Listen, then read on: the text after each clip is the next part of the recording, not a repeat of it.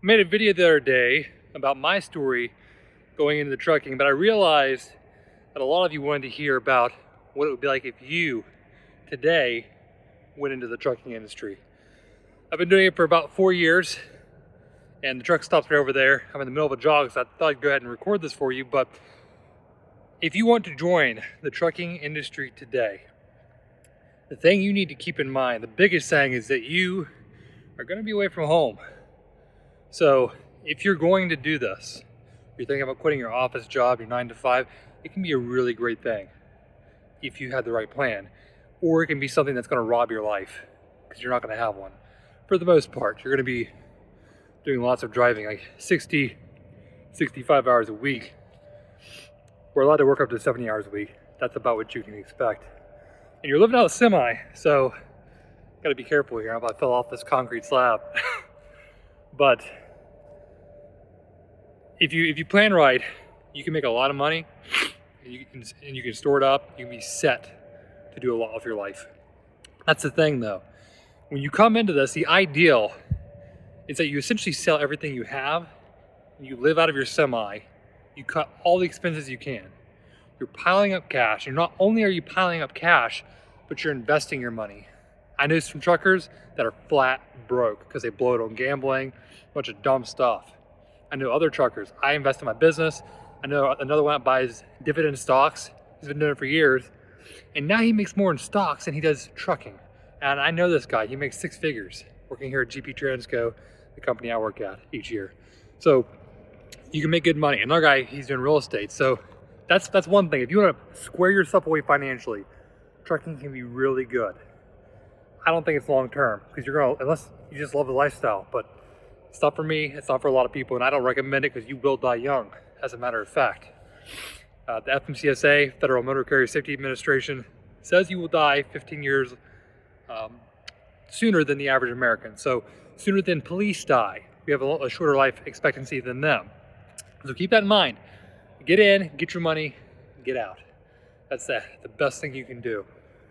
So besides that, picking the right company when you come in, because some of these companies do not care about you. Too many don't. You're just a meat in the seat to keep their wheels turning so they can keep earning. And you don't mean a whole lot. They will push you to drive when you're not safe to drive. They'll run you with horrible equipment that's not suitable for the road, and they will get you killed and in prison even because you end up killing somebody else when you shouldn't have been driving. So you were the one that caused the shots, because I've been pressured to drive in bad conditions, maybe once, kind of like a little bit, but I've chosen really good companies. GP Transco is a really good one. If you're coming into trucking, it's thousands of dollars to get your license. So what typically happens is you get a contract with someone like GP Transco, or not rail transportation, right? And they'll want you to drive for a certain amount of miles or a year. There's CR England, and then there's Prime, companies like that. And then you get your experience. You're gonna make like $45,000. That's what I made my first year. It was trash. So you're working 60 hours a week, most of the weeks of the year, and you're getting $45,000 in that year. Not a lot. It's the second year where you have cash coming in. My second year, I made 80 grand working at GP Transco. It went down last year to 76,000 because the market was down a little bit. But I have a better plan for you. You can make 6 figures pretty close to in 2 years. This is what I wish I would have done.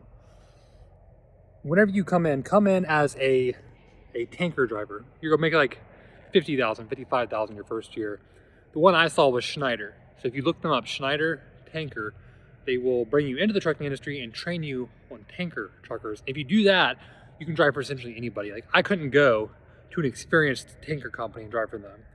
I would have to go to Schneider because I have no experience in tankers and get paid less, and then get the experience and then go to that company. If you do that, you can get a job doing the dry van. That's like the common semis you see driving down the road, or a tanker company, and they pay. So first year, do Schneider. Second year, get your hazmat endorsement. And there's a company called Tri-State. They have a tanker, solo driving. For hazmat, you'll make $95,000 a year. I called them. I just can't do it because I don't have the experience. I wish I would have got first year tanker experience. So do that. There's also Clean Harbors. I think they're one company, but there's several. If you have that 1 year tanker experience, do that if you do plan on trucking. Thirdly, while you're driving, you can educate yourself a lot. I mean, or you can just listen to music and chill. It's really your personal preference. While trucking, the past 2 years, this is gonna sound ridiculous, but I've listened to about 200 books. The first year I listened to about 140 because I was really pushing. And then last year was like 60. But you can really educate yourself while you're out here, because you don't really need to think too much when you're driving down the interstate for 500 miles, in a day. So lots of time to think. Now, some of the hard stuff you're going to deal with. Mental health, you're going to have a hard time. Your physical health. I'm out here running. It's like 36 degrees. You're barely going to have access to a gym.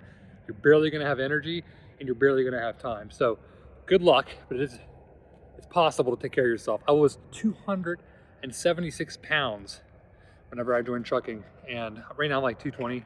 I was down to like 190-ish, and there's a person down there, so I'm probably gonna end this real quick. But you got to work hard. If you want something out of life that's great to have, it's gonna be hard to get usually. So put in the hard work, make a good decision with what fits with your plan. Everybody's got different goals and purposes in life, so hopefully this video gives you some direction, and I wish you all the best.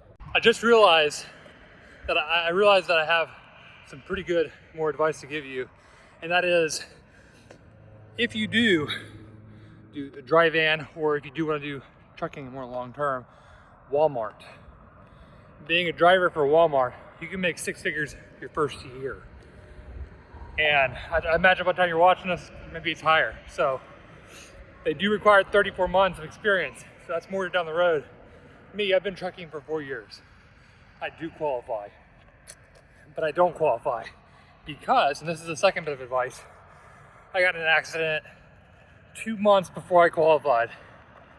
Only accident I've been in since, and it's been over 2 years since that's happened. So when you're driving, it doesn't matter if they were the worst possible trucking school. You are 1,000% liable for what happens when you drive that semi. You're the one that ends up in prison if someone dies, if you have an accident. You're the one that gets a ticket if there's something wrong with your equipment, right? So, irregardless of the company, you take full responsibility, and you have to have the ability to walk away. And you're gonna get a job so easy in the trucking industry. That's one thing you never have to worry about, is being out of a job until self-driving semis come around, which that's one thing I'd say why you shouldn't get in long-term for if you're young, because that's a possibility, at least to replace us and drive our wages down potentially. But be careful, be patient. You need a godlike amount of patience for this kind of job, because you're gonna be waiting a long time in traffic to get unloaded, to get loaded. So, have something to do in those down times. But that's about the last bit of advice I have. So hopefully this brings you some value and helps you make the decision. Do you want to go into trucking? Do you not want to go into trucking? If you have any questions, put it in the comments below. I'm thinking of making a video of like the 10 things that every trucker should have that'll make your life way easier.